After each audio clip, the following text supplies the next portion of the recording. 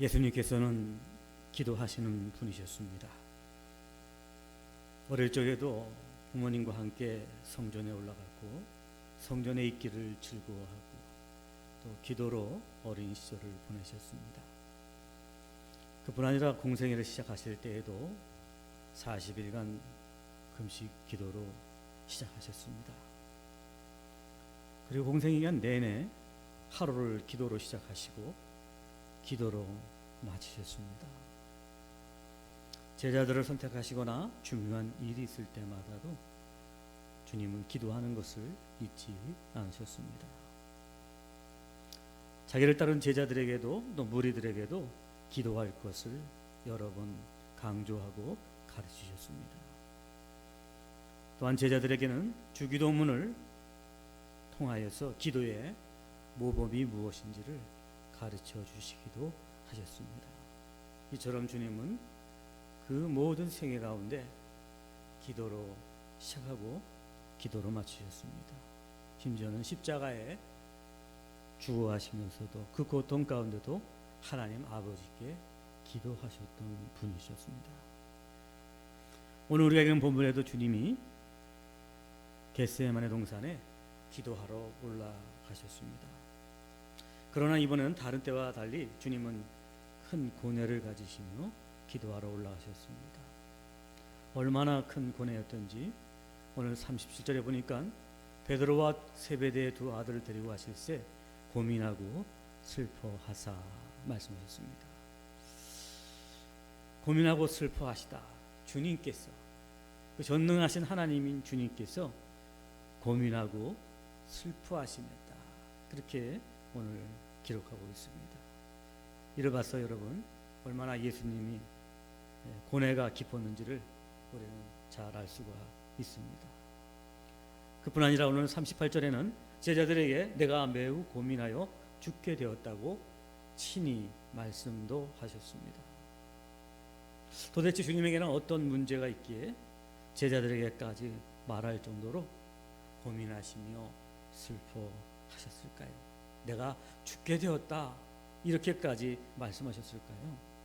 그것은 다름 아니라 죽음을 앞둔 절박한 상황에 놓여 있었기 때문이었습니다. 주님이 당할 죽음은 보통 죽음이 아니었습니다. 십자가의 죽음이었습니다. 십자가의 죽음은 어떤 죽음일까요? 십자가형은 아주 극악한 죄수를 잡아서 팔목과 발에 못을 박아 십자가에 세우는 것이었습니다. 죄수는 자신의 몸무게로 인해서 팔이 찢어지고 발등이 찢겨나가면서 서서히 죽어가는 것이 바로 십자가형입니다. 가장 고통스럽게 죽어가는 형벌이라 말할 수 있을 것입니다. 뿐만 아니라 십자가형은 죄수들의 옷을 발가벗기고 맨몸으로 십자가에 달림으로 말미암아 그 치부가 다 드러나서 사람들로부터 조롱과 수치를 당하면서 죽어가는 참 모욕적인 죽음이 되는 것입니다. 그래서 당시 로마 시대 사람들은 십자가를 쳐다보지도 않았고 정말로 극악한 극형 중에 극형이라고 말하면서 그렇게 피하기도 하였습니다. 그렇기 때문에 주님께서도 죽을 정도로 고민하시고 슬퍼하셨던 것입니다. 인간적인 고뇌가 얼마나 컸을까요? 이런 극형, 저 십자가형을 앞두고 한 인간으로서 죽음을 앞두고 얼마나 깊은 고뇌가 있었고 그리고 고민과 슬픔이 있었겠습니까? 지저스 크라이스트 슈퍼스타라는 뮤지컬이 있습니다. 내용 중에 예수님이 겟세마네에서 기도하는 장면이 나옵니다. 예수님은 이렇게 말합니다. 이 일은 당신이 시작했습니다. 나는 따라왔습니다. 이렇게 3년 동안 지내왔습니다. 내일 아침 십자가를 져야 한다는데 내일 아침에 꼭 죽어야겠습니까? 간절하게 기도합니다. 그리고 하늘로부터 주시는 조용한 음성을 듣고 예수님은 대답합니다. 죽겠습니다. 그런데 무슨 보상이 있겠습니까? 나에 대한 죽음에 대한 보상은 무엇입니까? 이렇게 외치면서 묻습니다. 그래도 하나님께서는 대답이 없습니다. 그러자 예수님은 다시 말합니다. 나는 죽겠습니다. 하나님이여 나의 생명을 취해 주시옵소서. 나를 죽여 주시옵소서. 하나님 당신이 죽여주세요. 내 마음이 변하기 전에 절규합니다. 예수님의 인간적인 고뇌를 잘 설명해 주고 있는 뮤지컬이라 볼 수가 있습니다. 인간적인 깊은 고뇌를 하고 있는 예수님의 모습, 성경에서도 뮤지컬에서도 잘 읽을 수가 있습니다.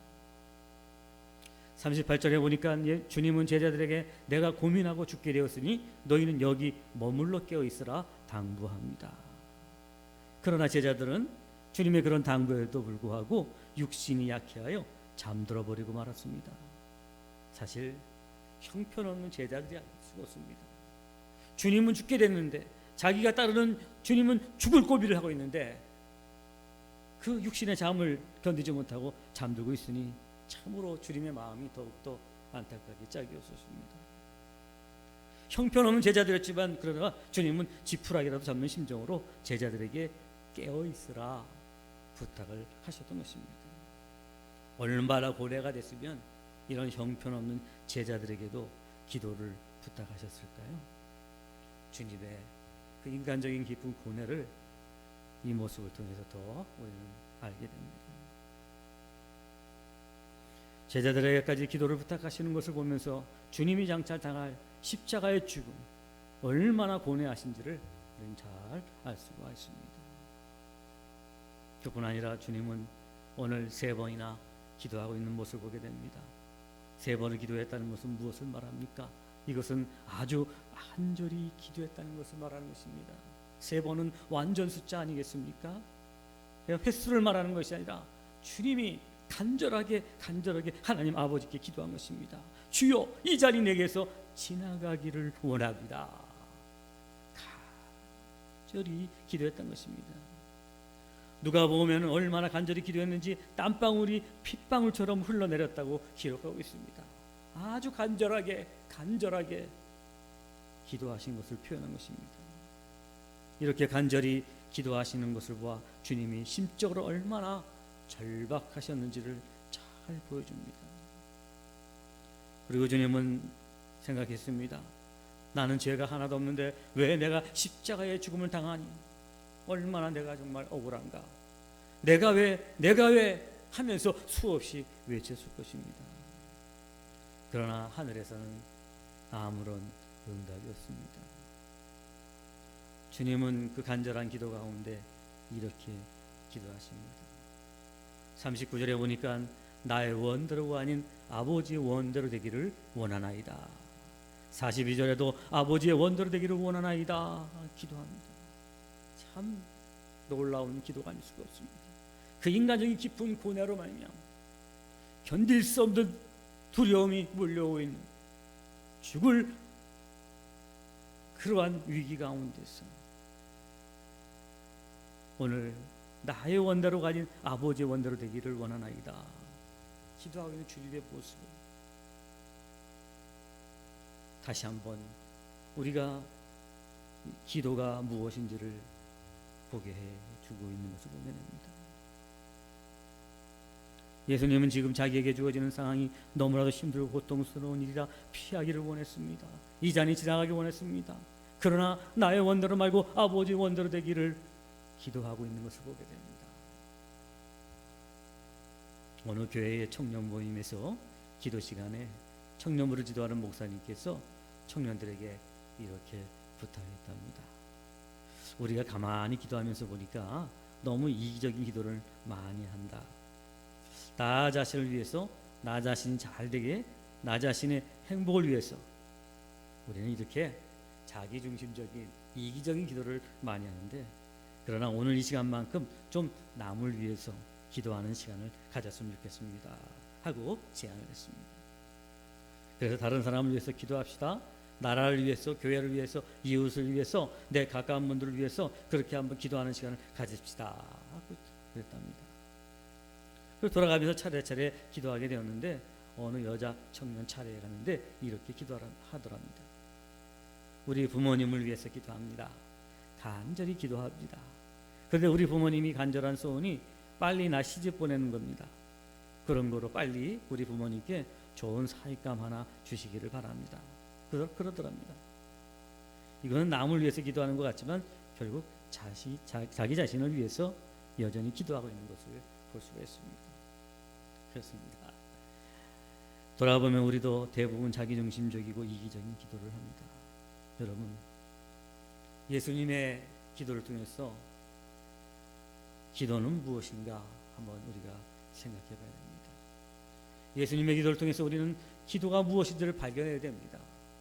그것은 바로 기도는 소원 성취의 통로가 아닌 하나님의 뜻을 찾는 것임을 알 수가 있습니다.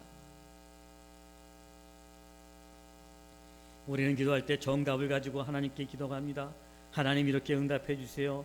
지금 난 너무 힘듭니다. 막막합니다. 곧 죽을 것 같아요. 주님 나의 기도를 들어주세요 하면서 오늘도 나의 그 기도가 응답되기 위해서 금식을 하며 기도하고 40일 새벽 작정 기도도 합니다. 간절한 기도 물론 중요합니다. 그러나 여러분, 그것보다 더 중요한 것은 뭐예요? 하나님의 뜻을 구하는 것입니다. 열심히 작정해서 기도하지만, 간절히 기도하지만 나의 소원만이 이루어지기를 기도합니다. 나의 뜻이 관철되도록 그렇게 기도한다는 것입니다. 여러분, 잘못된 기도인 것입니다. 오늘도 우리가 어떤 상황이든지 어떤 문제든지 기도할 때는 먼저 하나님의 뜻이 무엇입니까? 하나님의 뜻을 구하고 찾는 것이 중요한 것입니다.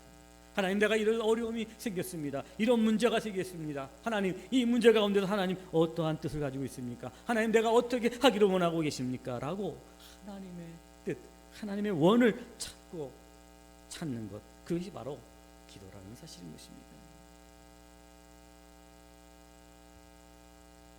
예수님은 죽을 상황에서 깊이 고민하면서 그렇게 기도하러 나갔지만 결국은 아버지의 원, 아버지의 뜻을 구하신 것입니다. 나의 원이 아닌 아버지의 뜻이 이루어지기 원합니다. 나의 원은 그 십자가의 그 두려운 고난의 잔이 지나가기를 간절히 바라지만, 그러나 나의 원이 아닌 아버지의 뜻이 이루어지기 원합니다 라고 기도했습니다. 그러나 하나님 아버지는 아무런 응답이 없습니다. 응답이 없다는 건 무엇입니까? 이 잔을 지라는 것입니다. 이 잔을 마시라는 것입니다. 주님은 이제야 하나님의 뜻을 알았습니다. 46절에 보니까 보니 일어나라 함께 가자 보라 나를 파는 자가 가까이 왔느니라. 주님 일어나서 가자고 나아가십니다. 기도를 통해서 하나님의 뜻을 안 이상 더 이상 인간적인 고뇌가 사라졌습니다. 슬픔과 근심이 사라졌습니다. 이제 담대함으로 나가십니다. 사명의 자리로 나가십니다. 일어나 가자 나간다는 것입니다. 하나님의 뜻을 알고 나니까 확신과 평안이 넘치게 됐던 것입니다. 예수님 사명의 자리로 나가서 결국 고난의 잔 십자가를 지시고 돌아가십니다. 하나님의 뜻을 아는 것, 그것이 내 삶의 결정이고 그것이 바로 내게 확실한 응답이란 사실인 것입니다. 그래서 여러분, 기도는 하나님과의 관계입니다. 그래서 엄청난 세상사, 엄청난 세상의 사건, 부딪히는 엄청난 이 일들, 무서운 십자가를 앞에 놓고 예수님은 하나님의 관계를 다시 정립합니다. 하나님과 만나는 시간을 가졌습니다. 여러분, 아무리 바빠도 하나님과의 만나는 시간을 먼저임을 알아야 되는 것입니다. 여러분도 아실 뻔한 그런 책, 다니엘 학습법이라는 책이 있습니다. 거기 보면 김동환 목사가 자기 가정의 가정 규칙을 말하고 있습니다. 딱 한마디입니다. 기도하지 않고는 밥을 먹지 말라. 성경 보지 않고는 공부하지 말라. 언제든지 하나님의 관계가 먼저라는 걸 잊지 말아야 한다고 말하고 있습니다. 기도합니다. 예수님께서 엄청난 고민이 있었지만 기도하러 나가셨다는 것입니다. 먼저 무릎으로 사는 그리스도인이라는 작은 책자가 있습니다. 거기에 보면 이런 말이 있습니다. 언제나 실패의 원인은 기도 없음에 있다. 맞습니다. 어떤 문제가 있고 어떤 당황한 문제가 있고 어떤 엄청난 문제가 내 앞에 있을지라도 그것보다 더 기도하지 않는 것이 우리의 실패의 원인이라는 것입니다. 문제의 첫걸음은 기도라는 사실인 것입니다. 그리고 거기서 하나님의 뜻을 구하는 것입니다. 그게 승리였습니다. 루터는 하나님을 보았을 때 가톨릭교를 이길 수가 없었습니다. 웜스에 의해 끌려가서 보름스에 의해 갔을 때 생사의 기로에 서서 재판을 받습니다. 그러나 그 재판을 받을 때 그는 재판관을 보지 않았습니다. 하늘을 바라보고 유명한 외침을 외치고 있었습니다. 그 외침이 무엇입니까? 오 하나님이여, 나 여기 서 있습니다. 그 아주 위태로운 위기의 상황 속에서 이 루터는 하나님을 바라보았기 때문에 그 어려움 이길 수가 있었고 종교 개혁을 일으킬 수가 있었던 것이었습니다. 여러분, 바로 이 순간이 중요합니다. 이 순서가 중요합니다. 결정적인 시간이 있을수록, 급한 일이 있을수록 먼저 기도하고 하나님과의 나의 관계를 정립해야 됩니다. 하나님의 뜻대로 예수님은 고난의 잔을 마시고 십자가에서 죽으셨습니다. 죽었습니다. 다 끝이 났습니다. 세상의 모든 사람들이 다 모든 것이 끝났다고 말했습니다. 그러나 여러분, 그것은 사람들의 생각입니다. 사람들은 끝났다고 하였지만 하나님은 예수님을 다시 살리셨습니다. 할렐루야, 아멘. 하나님께서는 예수님을 죽게 하심으로 모든 사람의 죄를 사하시고 다시 사심으로 모든 사람에게 생명을 주신 것입니다. 그러면 여러분 무엇입니까? 하나님의 뜻이 최종 승리하였다는 사실인 것입니다. 예수님께서 하나님의 뜻을 따랐기 때문에 구원의 승리를 맛보게 되었다는 것입니다. 사랑하는 여러분, 아무리 어려운 상황, 내가 감당할 수 없는 상황이 내게 주어진다고 할지라도, 또 너무나도 억울한 일이 생길지라도 여러분, 우리가 당황하지 말고 먼저 하나님께 나가서 기도하고, 기도할 때 우리가 먼저 하나님의 뜻을 구하는 여러분들 되시기 바랍니다. 지금은 응답이 아닌 것 같고, 지금은 내가 지는 것 같고, 지금은 내가 망하는 것 같을지라도 여러분, 기도할 때 하나님의 뜻을 구하면 그 뜻이 내게 확신으로 주어진다면 그것은 하나님 안에서, 하나님은 내 안에서 승리하시는 것입니다. 여러분, 나는 실패하는 것처럼 보이고 나는 망하는 것처럼 보이고 내 문제는 여전히 남아있는 것처럼 보일지 모르지만은, 그러나 내가 하나님의 뜻을 붙잡고 나아갈 때 하나님은 내 삶 속에서 승리하신다는 사실을 잊지 않는 여러분 되시길 바랍니다. 오늘도 이 겟세마네 동산에 기도하시는 주님의 모습, 주님이 십자가에 달려 죽으셨지만 결국 부활로 승리하셨지 않습니까? 바로 오늘도 우리에게 주는 메시지가 여기에 있는 것입니다. 여러분, 기도하십시오. 기도할 때 하나님의 뜻을 구하십시오. 그 하나님의 뜻을 붙잡을 때 우리는 모든 고난에서 승리하고 모든 문제에서 승리하고 하나님께서 내 안에서 승리하시는 놀라운 경험들을 경험하게 될 줄로 믿습니다. 요한일서 5장 14절에는 우리의 가진 바 담대한 것이 이것이니 곧 그의 뜻대로 무엇을 구하면 들으심이라. 아멘. 그의 뜻대로 무엇을 구하면 들으신다는 것입니다. 사랑하는 여러분, 오늘도 그의 뜻, 하나님의 뜻이 무엇입니까? 그것을 발견하고 그것이 바로 나에겐 응답이고 거기에 우리가 순종할 때 우리는 놀라운 응답을 체험하게 될 줄로 믿습니다. 사랑하는 여러분, 오늘도 겟세마네 동산에서 기도하시는 그 예수님, 그 예수님의 기도를 통해서 우리는 기도가 무엇인지를 분명히 알고 깨달아야 될 줄로 믿습니다. 기도는 바로 하나님의 뜻을 발견하고 그 뜻에 순종하는 것이라는 것입니다. 그게 응답이고 그게 승리입니다. 사랑하는 여러분, 이제부터 여러분들이 어떤 어려움이 있고 어떤 고민이 있고 죽을 만큼 괴롭고 감당할 수 없는 어려움이 있을 때마다 낙심하지 말고 고민하지 말고 슬퍼하지 말고 먼저 하나님께 나아가서 기도하시기 바랍니다. 그리고 그 기도할 때마다 하나님의 뜻이 무엇인지를 구하시기 바랍니다. 그 뜻을 발견할 때 여러분들에게는 완전한 응답이 있게 될 줄로 믿습니다.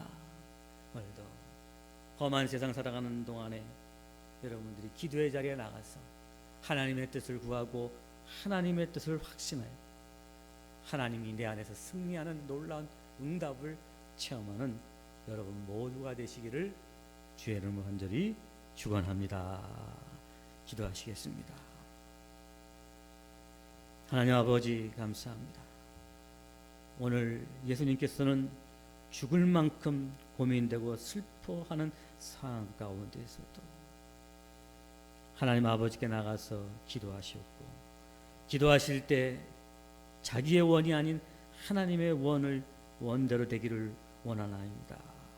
오늘도 하나님의 응답을 듣고 그 뜻을 발견하고 나가서 십자가를 지심으로 말미암아 하나님의 승리가 예수님을 통해서 이루어진 것을 보게 되었습니다.